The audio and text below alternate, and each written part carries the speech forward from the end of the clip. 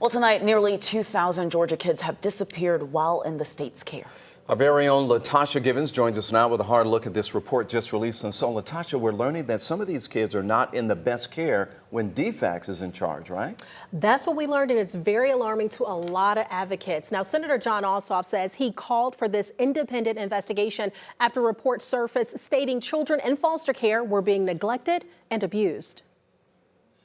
February, I launched a bipartisan inquiry into allegations of abuse and neglect of foster children here in Georgia. And Friday, we learned the findings of that inquiry after the National Center for Missing and Exploited Children analyzed data DFCS provided. The report showed between 2018 and 2022, 1,790 children in Georgia's care went missing.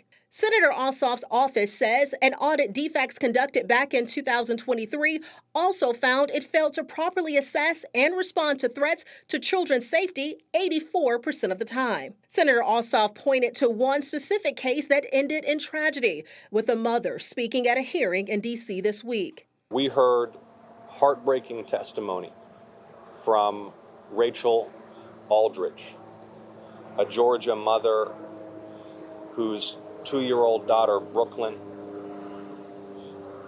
was murdered while in care. The DFCS system has to be held accountable for this. Former Georgia State Representative Erica Adeyemi grew up in the foster care system. She is the founder of Speak Out Loud, a nonprofit advocating for foster care.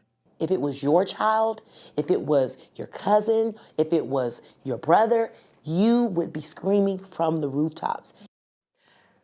And we asked about the status of those missing children. I was told it's still under investigation. Now, it's not clear if DFCS reported each missing child to law enforcement and to the National Center for Missing and Exploited Children, which is required by law. You know, this is really disturbing to hear this report. So what's going to happen next here, Latasha? Well, Ron, right now the investigation continues, and it's definitely caught the attention of a lot of advocates who say they want to be part of the solution. Now, it is important to know we did reach out to DFCS directly. We'll let you know when we hear back. Okay, Latasha, thank you.